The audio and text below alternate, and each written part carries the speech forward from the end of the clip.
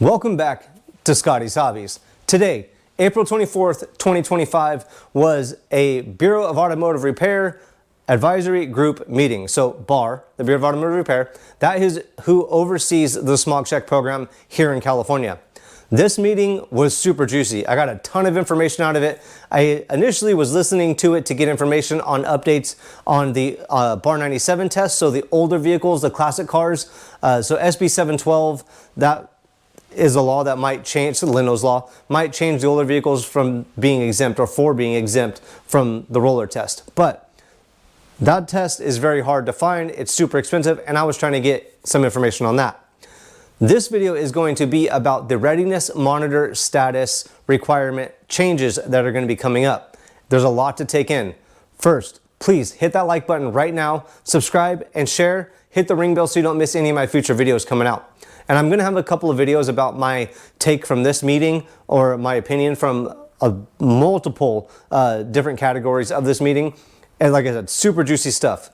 But the OBD2 readiness monitor requirements as it is right now, you're allowed to have any one monitor incomplete to be able to pass smog on the 96 to 99 vehicles. That still gets the roller test, the BAR 97 test.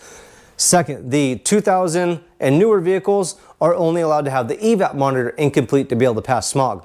What the state is seeing is a lot more vehicles are passing with incomplete monitors at smog check stations compared to the vehicles that are being smogged at the roadside checks. So the BAR goes out random places. I don't know if it's random, they probably know where they're gonna go, but they go out and they do a roadside test. They'll tell people to come over, they'll ask them, hey, do you wanna do a verification of your smog? We're just checking to make sure the program works, yada, yada, yada. And they'll do a roadside test.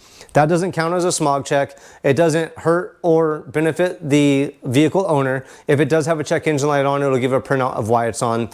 It doesn't help too much. But what they're seeing, what the state is seeing, is there's a huge variance of incomplete monitors at smog stations compared to roadside tests. How they want to eliminate that is by making it a requirement that all of your monitors have to be passed. No more incomplete monitors, no matter what the year. All of them have to be set to be able to pass a smog inspection. Okay. The next package is the smog check readiness monitor limits. This one proposes to remove outdated subdivisions unless a vehicle has design-related issues. It prohibits it from passing an OBD2 inspection if the vehicle's OBD2 system reports not complete readiness status. This regulation would affect smog check inspection criteria for gasoline-powered vehicles, model years 1996 and newer, and diesel-powered vehicles, model years 1998 or newer. This package, we're still working with DCA Legal on the final package to submit to OAL based on comments that we received. So hopefully by the next meeting, we will have more of an update on that one. Do you think that's going to get or make it harder for your vehicles to pass smog, or just in general, is this going to make it harder? I've seen, in particular, I had 2 or 3 Dodge Dakotas, I believe they're like 1998s, where the vehicle owners drove it thousands of miles and it still didn't set the monitors. I honestly, one of them, I don't even know ever what happened to it. That was like a year ago and never talked to the guy again. So who knows if his monitors ever set. There are some vehicles where they'll never set the monitors, and the state knows that. There is a section of the smog check manual that you could go look at, or a technician could look at, to see if a vehicle has a monitor that won't set ever. I'll put a link in the description below to that as well. Oh yeah, talking about links in the description, there'll also be a link to the full video of the BAR meeting in the description below. And at the end of the video, I'll give snippets of the important parts of the BAR meeting that pertain to this video. They'll be at the end.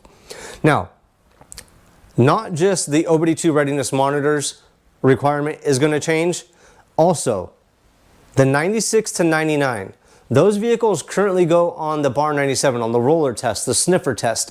What the state is talking about is making it so that the 96 to 99 vehicles will start being tested on the OIS system. So there'll be the OBD2 only test. Do you like that idea? I kind of do like that idea. But what do you guys think about that?